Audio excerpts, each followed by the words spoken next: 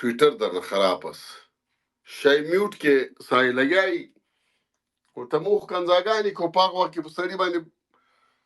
شای میوټ کو چې کنځاونه کې تاره بر پدر په دې میوټ نه حالت چې مونږ په تبا کې میوټ لا لګیا دا میوټ کیږي او کنځاګانی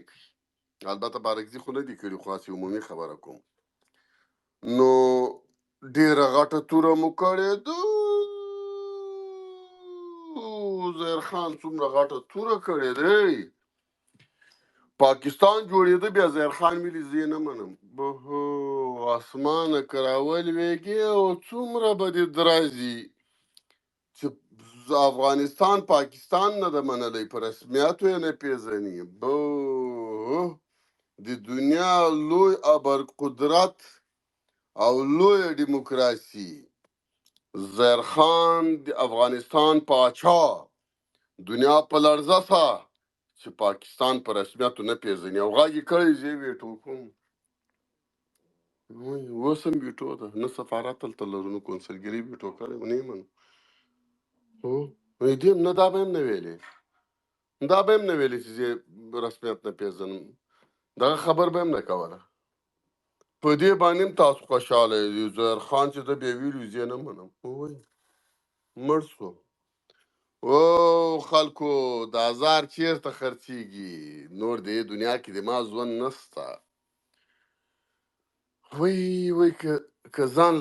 له پنځم منزل نه غورځم خوږ بسم که زه په دې پیدلی چې ځان سړی غورځي له پنځم منزل نه خوږېږي نه مړ کېږي اوس به وخته انکر او منکر ماته راغلي وو ملا به په ولاړه سلام را باندې ګرځولی وو او انکر منکر به راته ویلي چې من ربک من دینک دې جنجال نه به هم خلاص وم یو طرف ته څه یو به معامله چې ګټله مو که به یې کوله مو خو خوږېږي سړی ځکه مړ به نه سم او لاس او پښې به مې ماتې سي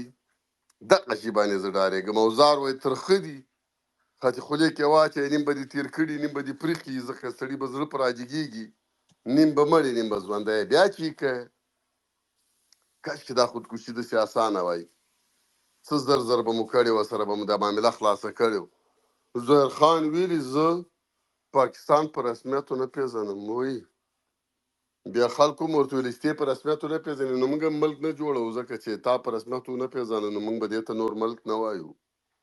ځکه تا محترم صاحب په رسمیاتو نه ده پېژندلی تا محترم صاحب پاچا صاحب غلي کېنئ شرمېږئ نه حیا نه لرئ خدای مو تباه که په دې خبرو چې تاسو یې کوئ دا خبره ما 1 میلیون وارې اورېدلې ولی هغه ورته ویلي زه نه منم نور مې هم دې سړي ته مه په غوسه کوئ کورک مې دوی چې قبر ته ورسم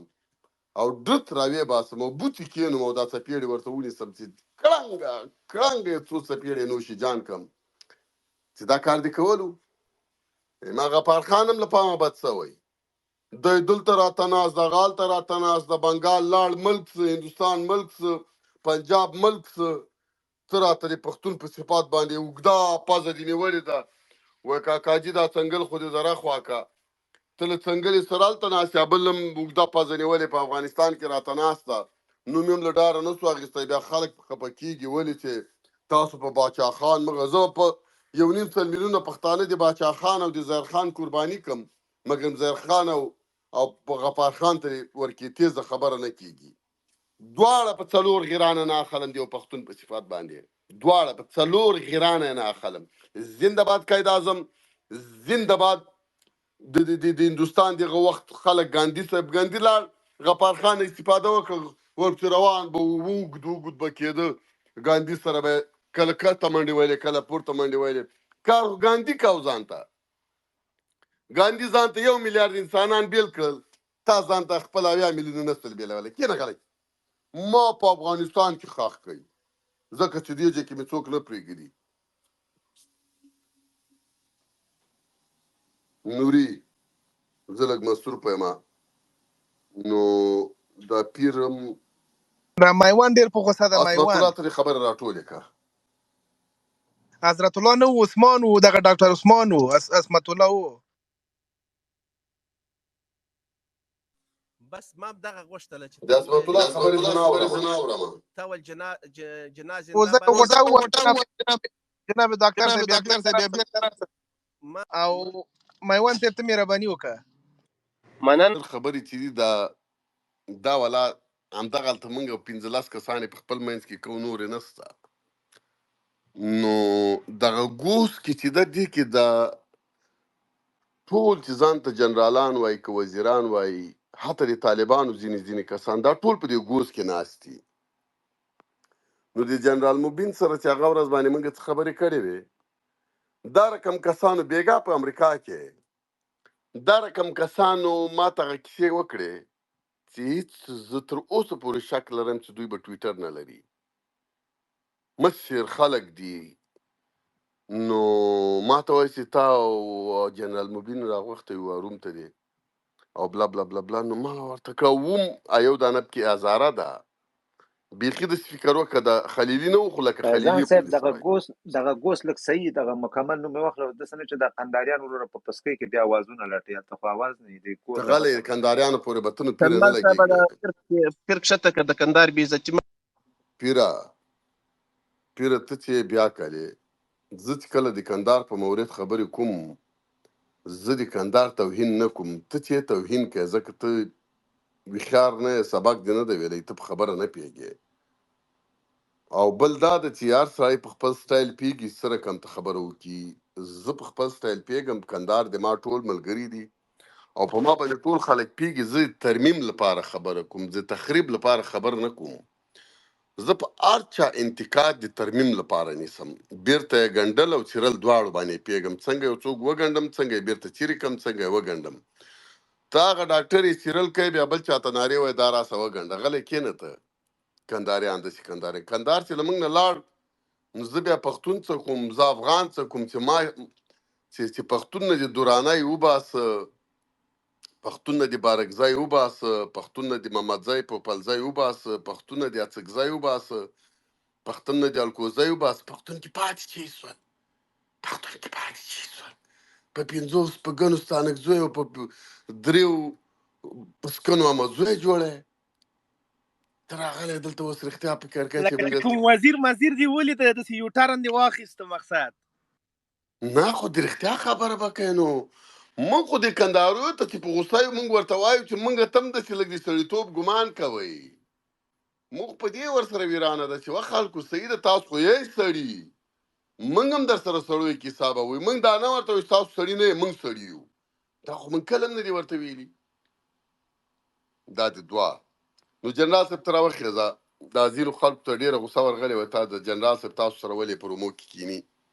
چې دا خلکو زړونه پړک وچاودېږي. او بل زه ټیک ټاک ته ځمه، زه کله ټیک ټاک ته نه یم لاړ. ته جنرال صاحب کومه ورځ راوخی چې ما ورته په ټیک ټاک کې کښېنو یاره یو میلیون کسان یا 1,00,000 کسان باید په ټیک ټاک کې ما او تا ته غوږ ونیسي. دا رقم خبرې ورته وکړو چې دا ټوله دنیا یې رانه پاتې شي چې دغه له کوم جره مګر مې اوس به وایي چې مبین ته دی هغه کوي صفتونه. او دواړه مې د لوګر. که به ما ته یو چا نه وي ویلي بیګا چې ته وایي بیګا خو پوهېږئ. اوس زموږ دلته غرمه ده، دغه تېره شپه چې تېره سوه تر 5 بجو ناستو. وای فارسیوان ده وای مبین بیگه که ما درس نخوندیم، مگر پدرنالت بسیار زیاد هوښیاره قرآن پدرنالت ویلي مبین جنرال صاحب زه بخښنه غواړم ځکه دروغ نسم ویلی چې زه باید هغه خبره هو به هو را کاپي کړم او دلته یې ووایم. وایي و بیا دا د غواګانو خبره وکړه، وایم چې زی گاو چی جور کده ایتر خوب تشریح میته ایتر خوب پیش میبره که توبه.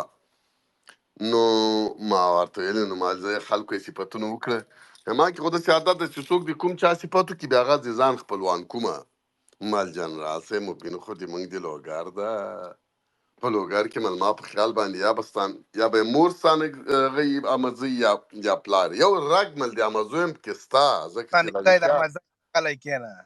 یو رګ دا به اوس راسي که به ده کې کوم رګ نه وي، که به ده کې کوم یا به د خالګانو رګي یا به د امګانو رګي، یو شی د امزو ورکسته ده ځکه د وچ ستانکزی او دومره ویښیارتیا دا ممکنه نه ده. خو معصوم ستانکزی مو معلوم سه، ټول عقل سره هغه شی تر جوړ سه. ولې د مونږ عباس صاحب یاره خفه کېږم چې رښتیا درته وایم د جنرال صاحب په مقابل کې عباس هم ولاکه چندیان ویښیار شي په ډېرې بخښنې سره. البته جنرال صاحب ته پورته راوخېږه. تا باندې چې کله د ایران رئیس جمهور غږېدلی دغه ځای ته چې راسم سندرو ته مې زړه وسي دا غږ چې هغه کېږي انعکاس کې فن کې سړی سندرې کې وایي ته ودرېږي چې یوه دانه کې ووایم هغه درومي انزلا ووایه. درونی هنزله پاتې کېږي نه غزا کوي څومره بختور ده چې رسول جنازه کوي درومي هنزله اوله شپه یې د واده وه او درومي هنزله اوله شپه یې د واده وه او درومي هنزله پاتې کېږي نه غزا کوي څومره بختور ده چې رسول جنازه کوي درومي هنزله چاند راوړی خدای مو بخا نعمت الله مون سره کومک وکړه الله تعالی دې د نعمت الله ته درې ودونه ورکړي الله تعالی دې د نعمت الله مور او پلار جنت فردوس ته بوزي نعمت الله ډېر ګلالی هلک دی د مون سره کومک وکړه نعمت الله جان دی الله تعالی لوی سړی کی نعمت الله خان هر ځلې زمون سره ته کومکونه کړي دي الله تعالی دې جنت ته بوزي او الله تعالی دې ورنه ډاکټر جوړ کړي نو مونږ به ورته دعاګانې کوو کله به چې دا نوم د ماشوم واخیسته موږ خو غریبان په کیم کې اوسېدلو ذاتي به مو چیغه ویله هله ماته پیسې د ګلبدین د زوی نوم یې اخیستی چې د ما نوم هم په لسپیکر کې واخلي هله ماته پیسې خپله به مو د مړۍ روپۍ نه لرلې او د ارامیانو بچیانو به چې دا لسپیکر کې د ماشومانو نوم واخیسته او مونږ به زیاتې چې داسې مې یادېږي او چې ما به زړل د خپې به مې په ډاګ ډاګ وویلې او په دې مځکې برغړېدم له دې جبه مې شروع وکړه تر هغه سره پورې برغړېدم ما ته پیسې چې ملا ته یې ورکړم خدای دې تباه کړي بیا به مونږ مور ویلې یې ملا خدای دې غر کړه چې راغلی له ستو دې خلاص کړلو و دې سپي بچیانو خو غلي سئ مونږ خو لږ ډېره مو چې یوه یوه روپۍ به یې راکړه د 10 روپۍ به ملا ته ورروانې کړې وې خو چې د یو ورور نوم به دې واخیست او د بل به یې نه اخیست هغه به ویل وایي ما نو څه دې قاضي او منډې ماته م روپۍ چې ملا ته یې ورکړه ملا خو موږ نه پیسې په موږ به دې نه ورکړې ثواب مو وسي موږ به دې ته ورکولې چې فکر کې به نوم واخلي په هر حال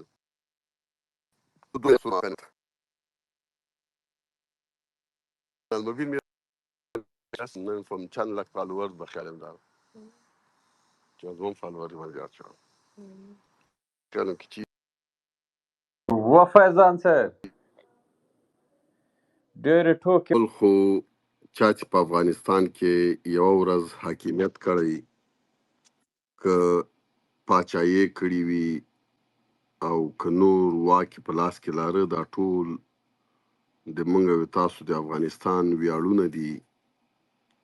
یو خبره دا ده چې یو شی موږ نادیده ګڼو البته له ټوکو چې وباسو په افغانستان کې پاچاهي کول یا ریاست جمهوری یا قدرت درلودل په مخ باندې وړل دا عادي کار نه ده دا ډیر زیات سخت کار ده یو څوک فکر وکړي دماغ غوندې یو کوچی را پیدا سي ووایي چې ولې پلان کې داسې نه کول ولې بستان کې داسې نه کول دا خو هغه خبرې دي چې موږ ایموشنل خبرې کوو تاسو باور په خدای وکړئ په ما باندې مه کوئ چې د افغانستان موضوع معضله چې ده د ټولې دنیا نه ډېره زیاته سخته وه هم امان الله خان ته سخته وه زه اوس درته وایم چې ولې سخته وه هم ظاهر خان ته سخته وه هم حبیب الله خان ته سخته وه هم کرزي او رئیس جمهور اشرف غني ته سخته وه هم دا اوس هیبت الله ته سخته ده دې علت شي ده د دې درې غټ علتونه دي که دا زه سبا ته ارګ ته ننوځم څومره چې ځان ته ویښیار وایم او څومره ځان ته بلا وایم او څومره ځان ته په وطن مین وایم ما نه دا کیسه له ما نه خرابېږي درې غټ عمده علتونه دي او موږ به د دغو علتو باندې کار وکړو آینده لپاره چې د خپل هیواد آزاد مستقل او د نورو هیوادونو سره سیال کړو یو علت دا ده چې د شرق یا د روسیې او د غرب یا د امریکا ترمنځ افغانستان سندویچ کیږي، او دا اوسنۍ 50 او د 100 کالو خبره نه ده. مخکې د انګلیس او د روسیې ترمنځ سندویچ کېده. انګلیس چې کلمات یې وخوړله، انګلیس ماتې خوړلې، انګریزان راغلل، امریکا یې تشکیل کړه، امریکا ته خپل واک او قدرت په غیر رسمي ډول انتقال کړ. امریکا عین شان په یو څه اندازه تغییر باندې په شرق یا د موږ په افغانستان کې شروع کړل. البته مثبتې خبرې پکې راوستې او منفي یې لرې کړې. له یو طرف نه د روسیې مستقیمه مداخله، له بل طرف د انګلیس یا د امریکایي مداخله، او له بل طرف د موږ بیچارګي درې ملت د ما او د تا د ولس غریبي او بیچارګي ده. دا درې واړه چې راواخلې نو خلک وایي دوه تر هندواڼې په یو لاس کې نه نیول کېږي، ته به درې هندواڼې په لاس کې نیسې، ام به ولس ساتې، ام به امریکا ساتې، ام به روسیه ساتې او هر کې به ناستې. کله چې ته روسیې ته ورنږدې کېږې، امریکا د ولس په لاس کې درته نیسي، تا په ټکوي. که امریکا ته نږدې کېږي او روسیه ولس راخلي په لاس کې درته نیسي، تا په ټکوي. که دواړو سره 50-50% کار کوي، نتیجه نه ورکوي، نو بالاخره د دې دا نتیجې د دې حاصل دا راځي، یا به ملک نه تښتې، یا به وژل کېږي، یا به له یو چا سره استخباراتي پروتوکول کوي. په استخباراتي پروتوکول کې تاریخي شرم سره مخ کېږي، ځکه چې خلک د تا په معنویاتو باندې دوی فیصلې کوي، وایي چې اله انګریز سره پروتوکول وکړه، اله امریکا سره پروتوکول وکړه، اله روسیې سره پروتوکول وکړه. دا پروتوکول مثلا که موږ له انګریز سره پروتوکول وکړو، د انګریز په مخالف کې چې کوم جهات واقع ده هغه پروپاګاندا کوي، ولس ته وایي چې ګوره د تا پاچا یا د تا رئیس جمهور له امریکا یا له انګلیس سره پروتوکول وکړه. که له روسیې سره وکړو، بیا ابل راجګ چې دی بل نه سو استفاده کوي او موږ راجګوي. زه کله کله په ټوکه انداز کې وایم چې افغانستان هغه وخت کې جوړیږي چې عام ولس له سیاست نه لاس وباسي. دا د دې خبرې ځینې خلک چې دا شی ورته تشریح نه شي، دا کیسه دوی وایي دا ته څه وایي. دې وجه دا ده کله چې موږ خپل واک خپلو سیاسیونو ته پرېږدو، ښه د ما دې خبرې ته غوږ ونیسئ. د ما دغه سیاسیون که پاچایانو که رئیس جمهوران دي، دوی به د افغانستان ملي ګټې په نظر کې نیولو سره هیڅوک هم دومره خاین نه وي. هغه هم یو کس نه، دا ګروپ وي، 10 کسان، 100 کسان، 1000 کسان، هر سړی ګروپ لري. دا ټول 100-200 کسان دومره نه خاینان کېږي چې دوی د په ګډه باندې راجګ سي او افغانستان دی په یو بل هیواد باندې ملي نواميس خرڅ کړي. له مجبورۍ نه پروتوکول ورسره کوي. ولس راجګیږي، د دغه پروتوکول په ټولو اړخونو باندې نه پیږي، نو د حاکم په مقابل کې بغاوت کوي، او دغه د ولس بغاوت سیاسي بغاوت وي، نظامی ته واوړي او پاچا یا رئیس جمهور دې ته وادار کی چې یا د ولس په مقابل کې ریاکشن ښکاره کړي، مړه کړي، بندیان کړي او یا ملک ورته پرېږدي. همدغه وجه ده چې دا 100 کاله کېږي چې افغانستان نه جوړیږي. د ما فورمول دا ده چې په دې فورمول باندې د ما سر خلاصوي چې زه ولس ته وایم چې ولسه پرېږدئ چې د ما او د تا په ارګ کې ناست خلک خپلې فیصلې وکړي. مثال د ارګ خلک راغلل، له انګریز سره پروتوکول وکړه، ته ورته ووایې چې ته د ما مشر یې، ته د ما پاچا یې، ته د ما رئیس جمهور یې، تا چې کومه فیصله کړې زه د تا له دې فیصلې نه حمایه کوم، او دغه بیعت خو همدغې ته وایي ته په مخ ځه. که چېرته د تا دغه پروتوکول یا دغه کنټراکټ چې تا له یو هیواد سره کړی 50 کاله په مخ لاړ شي، په مرور د زمان سره چې دا کنټراکټ څومره تیریږي، ته په خپل هیواد کې پولیټیکل او اکنامیکل سټیبیلیټي ته رسیږي، پوخوالي ته رسیږي، مکتب وایې، شفخانه لرې، ډیولپمنټ باندې کار کیږي، د انسانانو مغز چې ده دا سټک نه وي، دا ورو ورو بدلیږي. نو 50 کاله وروسته د تا نسلونه یو مرحلې ته رسیږي چې هغوی بیا کولی سي چې دغه پروتوکول کې یو څه اندازه مثبت تغییرات، نوی پاچا یا نوی رئیس جمهور راځي او بیا په میز ورته ږدي، چوندی د خپل زور ګوري چې 50 کاله مخکې د ما نیکونو تا سره یا 100 کاله مخکې کوم پروتوکول کړی وو هغلته موږ اسیب پذیره وو موږ ډېرې زیاتې ولنربیلیټیانې لرلې نو ما تا سره 50 مادې منلې وې اوس تا سره د 50 په ځای باندې که هغوی ته وایي نه خپله فرمول داسې جوړوي ورته په میز باندې ږدي 25 شرطونه ورته ږدي چې دا 25 شرطونه دې منم او دغه 25 شرطونو کې ما او تا باید له سره باید غور وکړو نړیوال چا چې پروتوکول ورسره کړی هغه هم خپل زور ګوري او د دې خاورې د مالکینو زورم ګوري نو بیا څه ورسره کوي بیا ورسره وایي چې زه صحیح د 50 نه 25 نه دغه 10 راسره ومنه شل تر منفي کوي 10 پروتوکول کې پاتې کیږي بیا 50 کاله دغه ملک په دې 10 مادو باندې په مخ ځي 10 کاله وروسته بل د وطنمل صاحب غوندې او د نورو دوستانو غوندې کوي انسانان پیدا کیږي ورته وایي چې ویټ ا منټ منګ او تاسو سره پارتنران یو اوس په دې وخت کې د تعلیم کچه لوړه سوې سرکونه دي جوړ سوي یو ماته نیمه ګوډه فابریکه دي جوړه سوې خلک میچور سوي دي سټیبیلیټي راغلی ده د ملا د په چوکاټ کې اچولې بل څوک د په چوکاټ کې اچولې نسبتا خبره کوم بل راځي ورته وایي که دغه 15 یا 10 شروط را سره در سره منو دا باقي نه منو ورو ورو ورو ګریجوالي به ته د نړیوالو دا شرطونه صفر ته راکته کې او په دې وخت کې به ته یو آزاد او مستقل هیواد یې او دا یوازې افغانستان نه بلکې په ټولې دنیا کې خلک دا کار کوي زه به مثال جاپان درکم کله چې په جاپان باندې اتومي بمونه وغورځول جاپان ګوره اقتصادي هیواد نه ده یوازې جاپان یو نظامی او سیاسي هیواد ده په نړۍ کې او جاپان هغه هیوادونه د چینی آسیا یې نیولې وه او ټول یعنی د جرمني سره چې پارتنرشپ د درلود خو دوی خپل امپراتورۍ جوړولې دا ډېر یو قوي هیواد و که نه یې امریکا لیوني نه و چې په ضعیفه هیواد باندې اتوم بمونه د اول ځل لپاره استفاده کړي دوی د دې په خاطر اتوم بمونه په واچول چې له جاپانه وډار سول نیم چین یې نیولی او باقي چین یې خوړ تر څو چې چین خوړ دغه چین اوس هم چې امریکا ته مات د یو وجه دا ده چې د چین د نیولو او څنورو ډار او ترس نه امریکا د جاپان اتوم بمونه واچول دا سم چې کله اتوم بمونه په واچول په لکونو کسان یې مړه کړه نو جاپان ته امریکا عین شرطونه کې خودل مثال 40 شرطه ورته ویل چې ای جاپانه ویا و مړ میم کړي نور دیم نه پرېدم که غواړي چې د سړي زوی چې دغه د موږ 50 شرطونه به مني جاپان شرطونه بې لوستلو ناخوانده امضا کړل ورسره اوس که تاسو خبر سوي څو کاله ووتل اویا کاله وتې دي اتیا یې وتې دي دقیق ماته نه معلومیږي همدرد نه یم چې اوس ګوګل کې را پیدا کړم چې د جنوري په 15 12 بجې باندې دا کار کړی د ما د 12 بجو معامله نه ده زه به درته لمسم خبرې کومه چې یا به اویا کاله یا به اتیا کاله د ما تاریخونو ټول مردغه رقم ته ځکه زه له خپلو مغزو غږېږم نو کله چې دا کار وکړو اوس د جاپانیان په خپلو منځو کې وایي چې ویړه مینه کوي چې هغه وخت خو موږ باندې بمونه غورځولي وو د خدای په کار ککړ وو ضعیف وو اوس امریکا ته وایي چې امریکا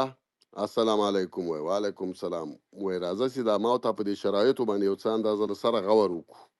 او غور به په دې ورځو کې ورسره وکړي او جاپان به ډېرې هغه مادې چې اویا کاله اتیا کاله مخکې ورسره منلي نن به امریکا ته وایي چې دا مادې دې بیرته در واخله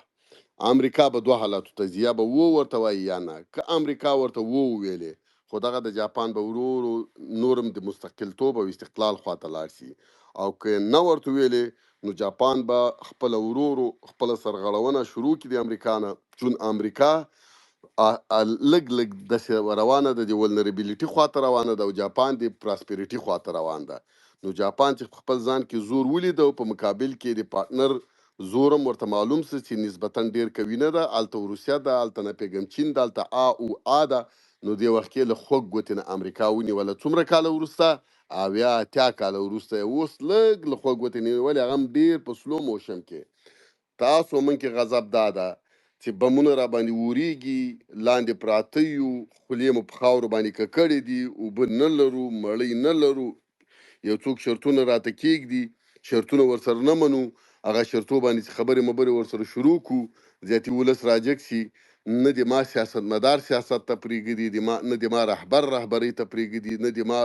ریاست جمهوري ته پرېږدي نه د ما پاچاهۍ ته پرېږدي ټولو شیانو کې د تاسو کار ده او تاسو چا رانیغ کړي تاسو همدغه د ملک په واسطه باندې د ملا په واسطه باندې د یو بل چا په واسطه باندې همدغه استخبارات مراخلي د 5 روپو په مقابل کې په غیر مستقیم ډول مو د خپلو قدرتونو د خپلو پاچایانو د خپلو رئیس جمهورانو په مقابل کې درئ او موږ باندې ټول عمر ارګ د خلکو په ولس باندې رنګ کړی. زه چې نن د طالب په مقابل کې ولس نه راجګوم، زه وایم چې ولسونه باید موږ د سیاسي معادلونو وباسو،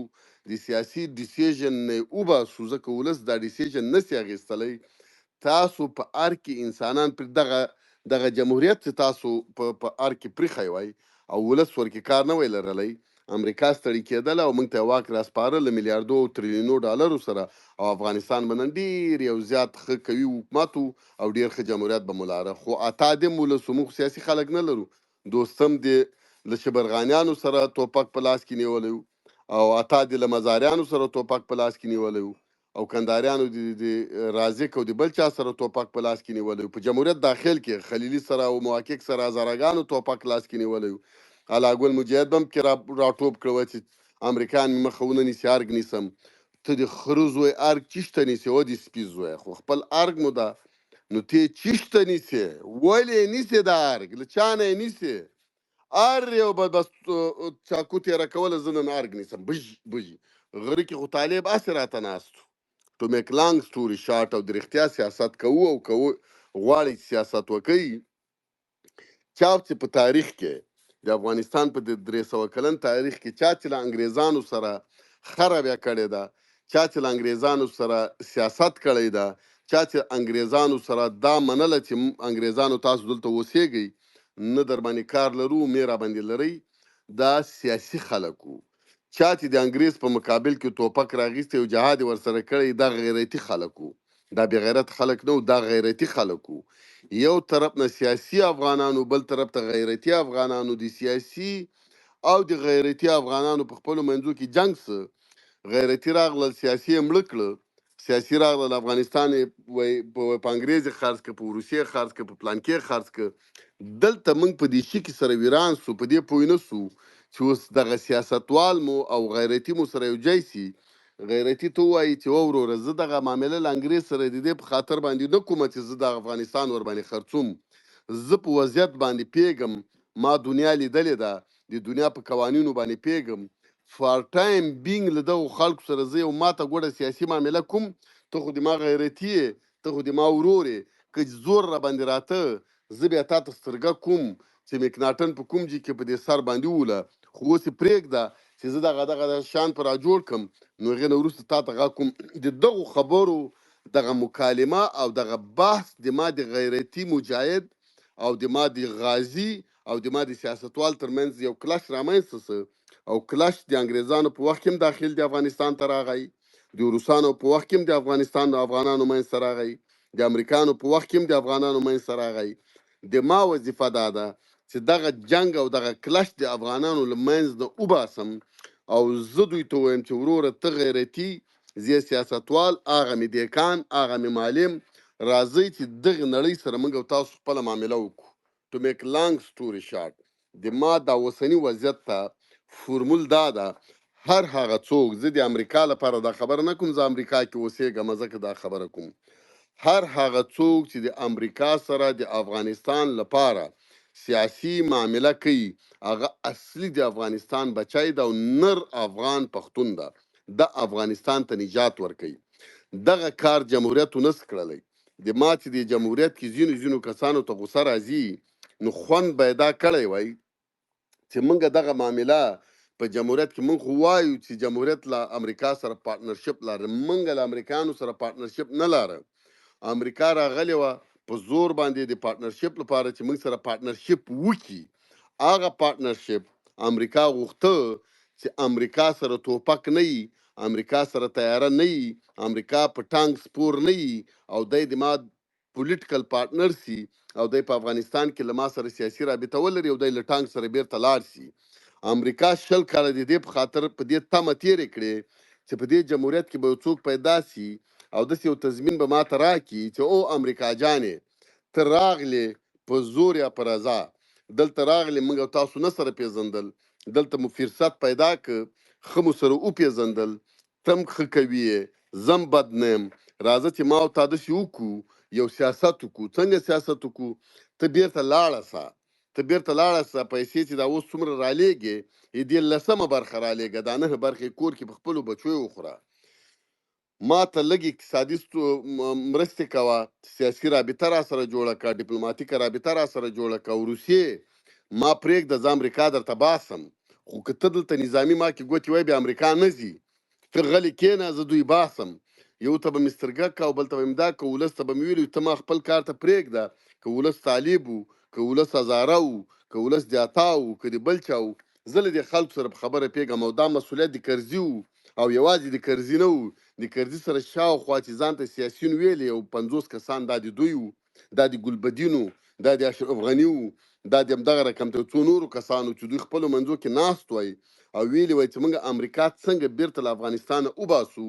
مګر امریکا ته دا تضمین موږ ورکو چې د ما دغه خاوره به د تا او د نړیوالو په ضد نه استفاده کیږي بالکل به مې لیکلم ورکول او نړۍ ته به مې وزرم کاو زارۍ به مې ورته کولې او دوی ته به مې ویلي که چېرته په زور څوک راننوتل نو ته کولی سې چې د ما په خاورې کې مداخله وکړې چون زه زخمي یم زه فقیر یم زه مظلوم یم زه تر اوسه پورې د دې جوګه نه یم چې زه له نړیوالو مداخلو نه ځان وساتم نو تاسو به موږ سره په پروتوکول کې دا ماده زیاتوئ چې موږ چاته په خپله خوښه اجازه نه ورکوو که چیرته چا مداخله کوله یا نظامی یا استخباراتي نو تاسو ته به موږ احوال درکو حق لرئ چې د خلکو سره د موږ په سر باندې حساب وکړئ که هغه پاکستان ده که هغه روسیه ده که هغه ایران ده نو تاسو دا د موږ په خاورې کې حق لرئ دا کار وکړئ دا باید موږ کړي وای 20 کاله ما سره امریکا تیر کړه مګر 20 کاله کې امریکا ما په دې قانع نه کړله چې وا امریکا جانې که ته لاړه سې نو بیا هم زه او د ما دغه ټیم د تا سره موږ پارټنران یو امریکا به نارې ورته ویلې چې سیاسي اجماع جوړه کوي او ما سره معامله یو طرف ته کوي سیاسي اجماع جوړه کوي یعنی چې ټول ما سره دا معامله وکړي رئیس جمهور اشرف غني باندې زه خبر یم په دې وتلو کې 3 کاله مخکې ورته ویلي چې موږ وځو موږ ته یو داسې شی په لاس راکړي چې موږ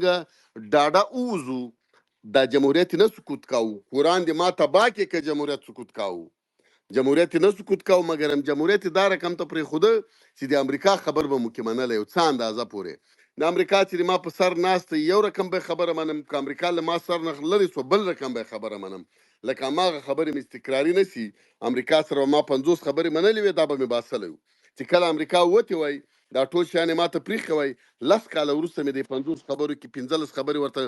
نقص کولې ورته ویلې دا 15 نه منم دغه 15 منم 10 کاله بیا وروسته چې 20 کاله وروسته کېږي بیا به مې ورته ویلي دغه 20 دې منم دغه نورې 15 دې نه منم ورو به ما د امریکا دغه 50 خبرې کمې منلې او بالاخره به مې استقلال اخیستی او زه به له امریکا تېر وم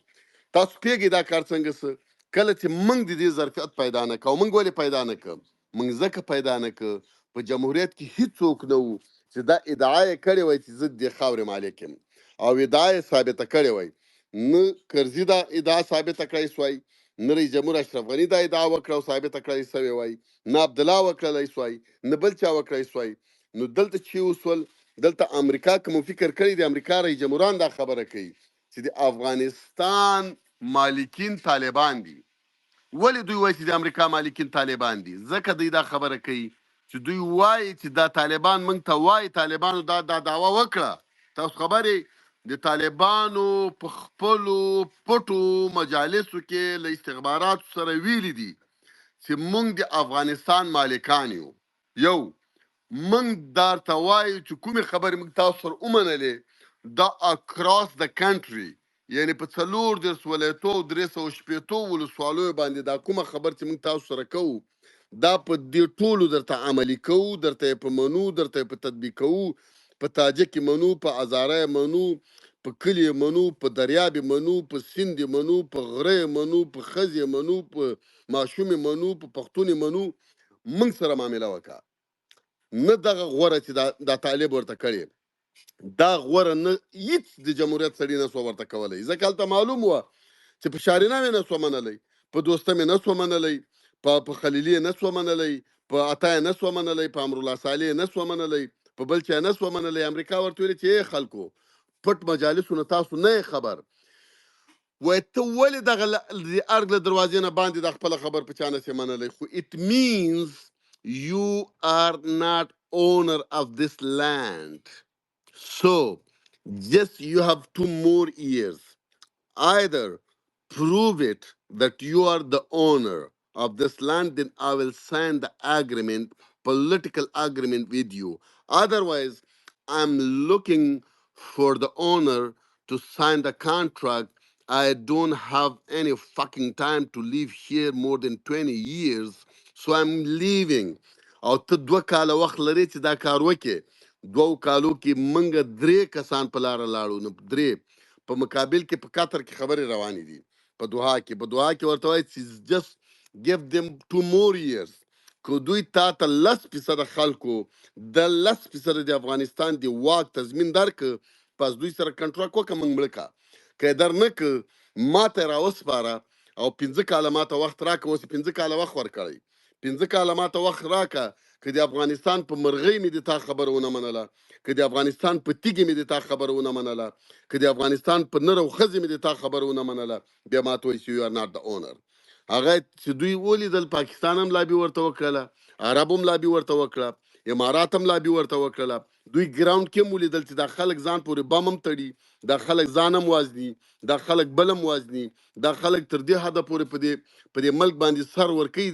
معنی هم دا ده چې دا د دوی خاوره ده، معنی هم دا ده چې دا خلک د دې خاورې مالکیت دعوه لري چې ځان ورباندې وازني. هماغه د امام اعظم صاحب د مسله وه چې ماشوم باندې 2 مېرمنو وایي دعوه وه، یوې ویلې ما د بل امام صاحب ورته ویلې چې درته نیم به یې کړم، که پیتاوي خبره مې خو میکسنس ډېر کوي. وایي زه چې زه نه پوهېږو چې چا د چا د درته نیم به یې کړم، نیم د تا او نیم د ده د دې بلې. وایي چې چا زوی نه و، هغه ویلې چې بلکل یې راته نیم که، او څوک چې رښتیا مور وه، وایي هغې ورته ویلې چې دې ته یې ورکړه، مګر نیمه وایم ځکه د ما د نیمولو زړه نه پکېږي. وایي بېرته هماغې ته ورکړه چې چا دا خبره وکړه. طالب هماغه مور وه چې ورته ویې ویلې چې که چېرته نیمه وایم همده ته پرېږده، خو زه دا ملک باندې سر ورکوم، دا ملک زه چاته نه پرېږدم چې دا نیم سینې تجزیه ته پرېږدم، نه بل چاته ورکوم، نه دا. نو امریکا په دې پوه شو چې دا رښتیا مالکین دي. د ما د بل پروفیسر خو به ورته ویلې، چا به له انګرېز سره وویلې چې نیمه د تا، چا پاکستان ته ویلې نیمه د تا، چا به ایران ته ویلې نیمه د تا، چې امریکا به ورته ویلې چې دغه 2 ولایتونه ما ته راپرېږده. برو شما شد کدام ولایت‌ها را خوش داری؟ امو هرات هم رئیس بگی. نو چې ورور دا سره کم ته مالک هرات در نغواړم تو ور سره فرا په سربارای راکې، خو ته نه مالک. ګورئ، او کله چې موږ دا خبرې کوو دلته پروفیسران را پیدا شي، هله پیدا د طالبانو دفاع کوي. زه ړوند یم چې طالب دفاع کوم، زه بیا کلم چې طالب دفاع کوم، زه نشه یم چې طالب دفاع کوم. زه د یو پولیټیکل انالیست په توګه مجبور مکلف یم چې تاسو ولس ته حقیقت ووایم چې حقیقت څه شی ده. حقیقت دا ده چې طالب امریکا او نړۍ قانع کړه چې زه د دې خاورې مالک یم. ښه سر خلاص کوي. اوس څه درته وایم، وړاندوینه ریکارډ یې کوي، د ما کنځاګانې خو ریکارډ کوي، د ما دا وړاندوینې هم ریکارډوي. طالب به امریکا سره 20 او 20 نیمې ټولې مني، 20 او 20 نیمې به ټولې ورسره مني. دغه اوس به په دې باندې کار رواني چې هغه مادې چې امریکا ورته لیکلي دي او یا کومې وفات دي، دا به طالب ته واخته په میز باندې ایښي چې طالب جانه که ته مالک یې دغه خبرې ما سره منای شي. طالب ورته په مټ وایي دا کې زیاته که دا کې کمه که. د قطر کې دوی دا دعوه په څه شوه، خو همدا پروتوکول باندې سره غږېدل. ته څنګه طالب ته مالک نه وایې چې ته په جمهوریت کې ناست رئیس جمهور او د افغانستان د سرنوشت معامله له طالب سره په قطر کې کېږي او رئیس جمهور ته کلارې ناست یې. ولې طالب ته وایي چې له دې خاورې نه به په ما باندې ډز نه کېږي؟ نو چې مالک ته اشرف غني په ار کې ناست او اجازه له طالب غواړي چې دې خاورې نه به ما ډز نه کېږي، خو همدا معنا ده چې خاوره ورته وایي چې تا خاوره ده. طالب ته وایي د تا له خاورې نه، دا نه ورته وایي. که طالب مالک نه ګڼلی، څوک چاته نه وایي چې تا له همسایه نه ولې په ما ډز کېږي، او ورته وایي چې وروره ځې څه کوم هغه ځای کې همسایه ده، کور یې د منډه که ورسه ورنه پوښتنه وکړه چې ولې په تا ډز کېږي.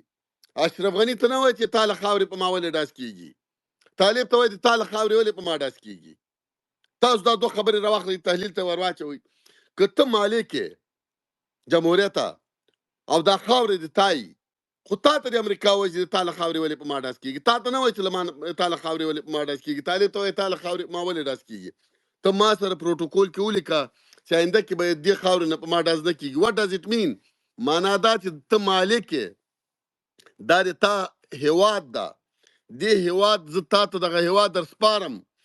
ما غول خوړلی و چې بل چا باندې مې فکر وکړو چې دا ملک به د دوی. زه ساه وسوم. ما ته انګریزانو ویلي چې دا ملک د دورانیانو ده او کرزی دورانی ده، نو ده سره معامله وکړه. ما چې کرزی ولید دورانی هم نه و، هېڅ ښکاره هم نه و، نه دورانی مانه، نه غلجي مانه، نه پښتون مانه، نه تاجک مانه. دغه لر ما ویل چې دا خاورې د غلجیانو ده. غلجي کې احمدزی او کوچی کور چې دا ډېر بارز ده، او اشرف غني او د شاهجان او د نیکه برګډ غني په خپل نظامی سړی و، د رئیس جمهور نیکه برګډ نومېده، د نادر خان په وخت کې ارګ ته راغلی و. دا یو سیاسي او قوي د غلجیو کورنۍ ده. دا به ماته د افغانستان استازولي او مالکیت وکړي. غني ته چای ور وسپاره، د شارینو مالکیت هم نس کوي.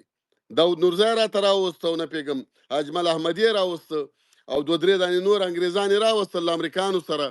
نو امریکانو ورته ویل چې وروره تا ماته داود نورزی او نه پوهېږم د ما هغه چاپلوسان دې راته کېنولي دي مالک په نوم باندې. نو دومره خو زه هم بې سواده نه یم چې د افغانستان مالک نه پېژنم. د افغانستان مالکین خو چې موږ پېژندل غټ غټ سرونه وو، په غوږو باندې ویښته وو، غټ غټ کالي به یې اغوستي وو، شنې شنې ګیرې به یې وې، غټ غټ کپري به یې وو، دومره به ورمېږونه وو، غټ غټ به غږېدل، به جا به یې ویلې. هغه خلک څه شول؟ تا ما دلته چرچڼې کېنولي. Yes sir,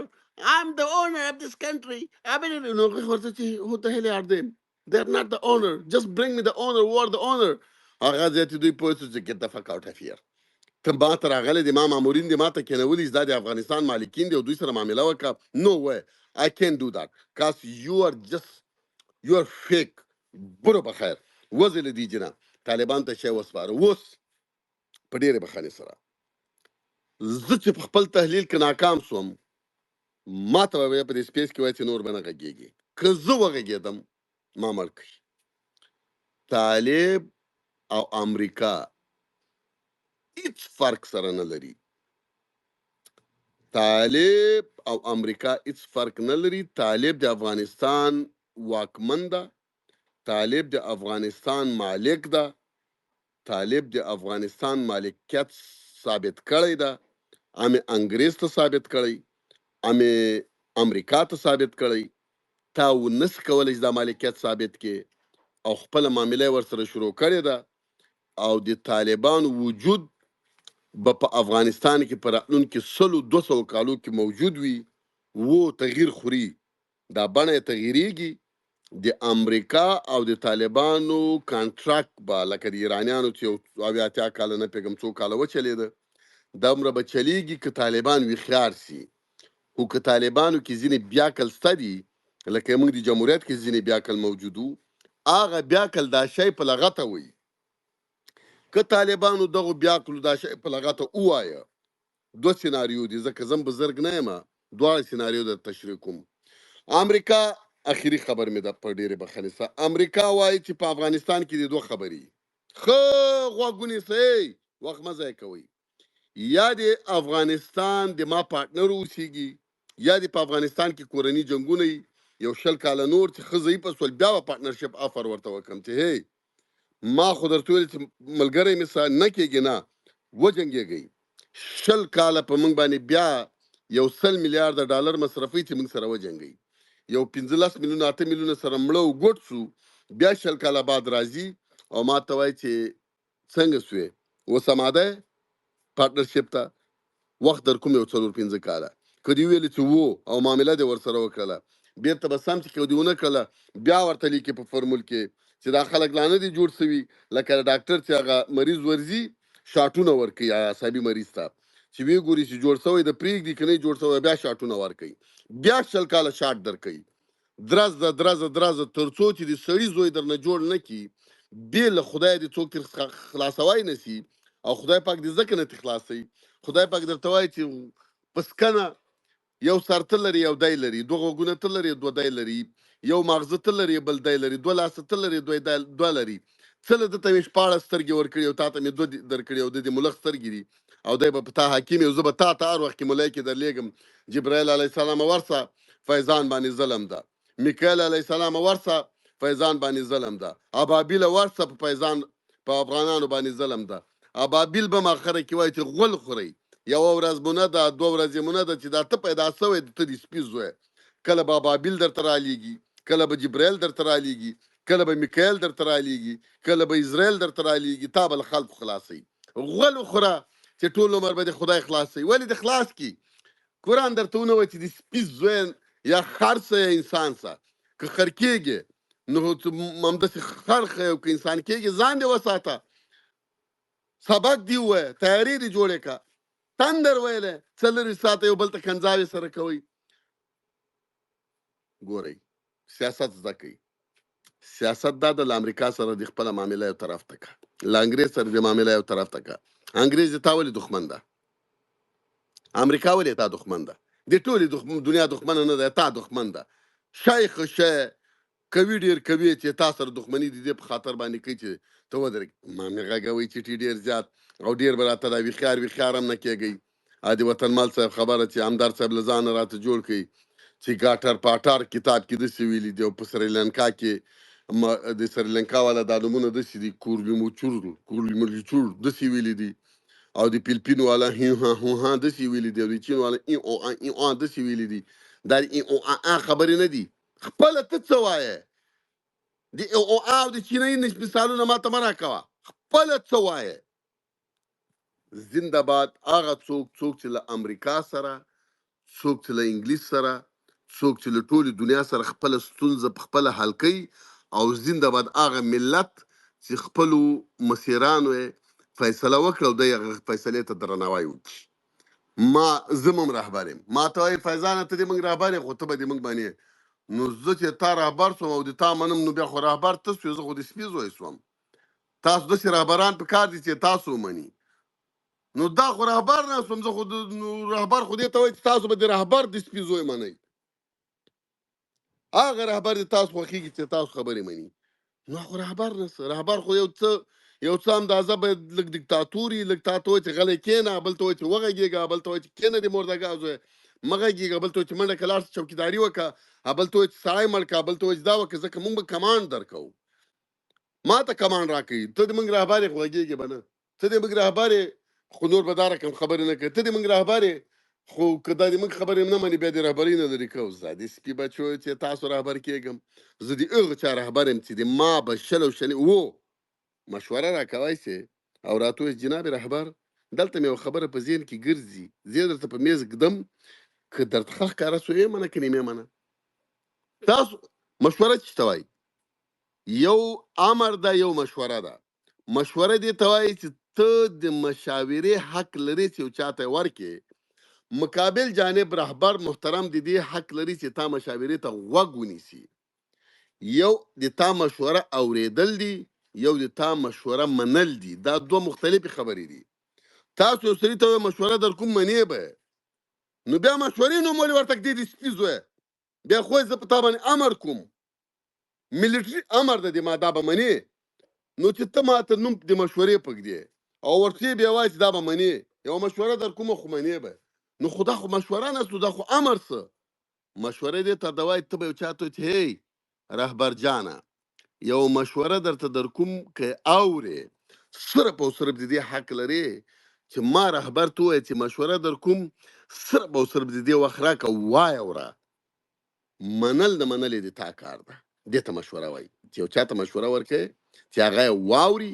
منل د منلو حق به بیرته هماغه کس ته ورکوې چا ته د مشوره ورکوې. ته د منلو نه منلو حق هم ترې راخلې، نوم هم د مشورې پږدې، کمانډ هم ورکوې. وایم چې زه په سیاست نه پوهېږم، پوهېږم چې زه ملت یم، وایم چې ته مې رهبر یې، وایم چې زه د فالوور یم، خو مګر مشوره به دې ما منې، خبر به دې ما منې. تاسو ګنګس یې، ګنګس پیژنئ، ګنګس ملت یې، او ګنګس ملت باندې باید نور نړۍ راجګه سي او دوی ورباندې حاکمان سي او دوی مړکي تر څو پورې وزني، تر څو پورې چې دوی وایي چې موږ غول خوړلی دي. نور په آینده کې موږ د تا خبره منو، مشر ته وایي د تا منم، رهبر ته به وایي د تا منم، انګریز ته وایي د تا منم، بیا تاسو ملت کېږئ. تر څو چې د این جانب دلاور فیضان خبرې په پټو سترګو باندې ونه منئ او مشوره راته د دې په نوم را نه کوي چې زه مشوره در کوم منې به، تاسو نه ملت کېږئ. له ما شروع کوئ، په ما دا پریکټس وکړي، په وطنمل صاحب دا پریکټس وکړي، داسې یو ښه یو 2-3 ویښیار نور درته پیدا کړي، ځانونه پروفیسران مه جوړوئ. موږ درته دلته ناست یو، مشوره دې راکړي، زه درته وایم چې تا مشوره په دغه وجه غلطه ده او ما باندې پبلک کې دا تشریحات نه راکوه. که ډېره دې مشوره مهمه و زنګ به راته ووایې، درته وبم چې غلی غږېږه ډېر مه، په دې کې د ما د ملت دغه تاوان ده. خوله دې بنده کړه، په کات یو ته پوهېږې، موږ خو څه واښه نه خورو چې موږ به نه پوهېږو ته به پوهېږې. زه خپل کار کوه لا که دې بیخي ومنم. سهار دې رهبر یم، غرمې دې سپي زوی سم، بېګا غل سم، سبا ته زنه کبا سم، بله ورځ کاپیر سم، بله ورځ بیا رهبر سم. ودې خره زویه، اوس ته دې خره زویه که زه سهار غرمه ماښام مې لکه ډاکټر لابراتوار معاینې ته ورچوئ، سهار هندو ته راوځم، مازدیګر مسلمان ته راوځم، بله ورځ کاپیر ته راوځم، بله ورځ غل ته راوځم او نارې وایي چې موږ نه رهبر ورکده. د پیغمبرانو لړۍ ښه ده چې بنده ده. که د پیغمبرانو لړۍ نه وای بنده، که تا په افغانستان کې یو مسلمان لیدلی وای ما د قرآن وی، کندهار کې به 6 پیغمبرانو، زه خو به وم پیغمبر، هغه پیغمبر به وم چې سر کې به مې برګې لیکې وې، زه به بیل پیغمبر وم، کندهاری به د بیل پیغمبر و، په پېښور کې به د نور پیغمبران را پیدا سوي، هندوان به ټول مسلمانانو او موږ به ټول کافرانو، ځکه ټول به پیغمبران سوي وو. ځکه دا لړۍ بنده کړله. خدای پاک خو په وړاندې او په وروسته پیده، خدای پاک خو پیده چې دا د خره زمن چې دي دا پیغمبرۍ دعوې کوي، دا په غضب اوړي، دا له ایمانه خلاصېږي، خو دا نبوت معامله ور بنده که. خدای پاک څه ښه کار دی کړی، څه به د دوزخ رانه ډک کړی و. ځکه چې دا رهبر نه منئ پیغمبر، هغه ولې منئ؟ هغه ځکه منئ درنه لرې ده، لرې ده، لاس مو نه ورسېږي، بس وایي چې زه منلی مو ده. تازه معامله نه ده، ځکه مړو سره موږ کار نه لرو، ژوندو سره مو کار ده. که د قرآن مې دوی ټولو به پیغمبر نه مانه. خبرې ډېرې دي، اخري خبر د ما دا ده، موږ ته زه رهبر یم، زه سیاستوال یم، ما په سیاست سر خلاصېږي. که څوک مې منئ او که نه منئ، دا سیاستوال داسې نه ده چې پلانکی نه مني سیاستوال، پولیټیکل انالیست یم زه. ما ته غوږ ونیسئ، غوږ راته ونیسئ مفت جفت. که مو رهبر سم د تاسو ګټه ده. ما ته به څه توره وکړي ایلن ماسکانو چې ما ته به د هغه ټرمپ غوندې 600 میلیونه ډالر د هفتې د کې د میاشتې راته مصرف کوي. څه شی لرئ چې زه مو رهبر سم او داسې به توره وکړم چې د خلکو رهبر یم چې میلیاردران دي او ستړی کوي به مې نه، ډېر به ما نه ستړی کوي، زه هم درنه ځم، قرآن مې دوی درنه ځم، والله بله چې دروازه راپسې وټکوي که درته دروازه هم خلاصه کړم، ورته بل رهبر درته پیدا کوي، ځئ ما زړه کې نور زور نسته. جناب وطنمل صاحب روم د مدیریت کا په ډېرې بخښنې سره ډېر وغږېدلم، نو چاته وخت ورکوي چاته نه ورکوي مهرباني. ډیره مننه. خزاني وغږېږي. دلاور ته دا پیره کوس کړه سر کتل دوراني کنده کې آقای دا مرتضی کنده کې دا ته کوس سر کندهار دورانی کې خزاني زه تاسو خور د سر قزل دا باشان شات ور وغیم چپ تاسو خور د قزل باشان وغیم تاسو خاندان د کنیان وغیم ستا خور تاسو وغیم خزل دا کنیان پیر جنجال جوړي مرتضی ته ځای راته وښیه که کوم نه غووله کړ دا کسان کوس کړه دلاور وطنمل فیضان صاحب دا صاحب کسان دا خبرې نه پیرم اوري دا ماشومان ونه کنځا کې او زه چې اورم زه به دا خبرې څه کړم، زه به په دې خبرې چی وکړم. وطنمل صاحب که د ما غږ درځي روم بند کا 150 کسانو سره، دا خبرې دا ملک نه جوړیږي، نه جوړیږي، دا چې په دیکتاتورۍ جوړ نه شي دا په دغو ټرتو پرتو نه کیږي. موږ سره د دیکتاتورۍ وس نسته ده، څه به یې کړم. وطنمل صاحب زه به درته میسیج وکړم دا روم بند کا.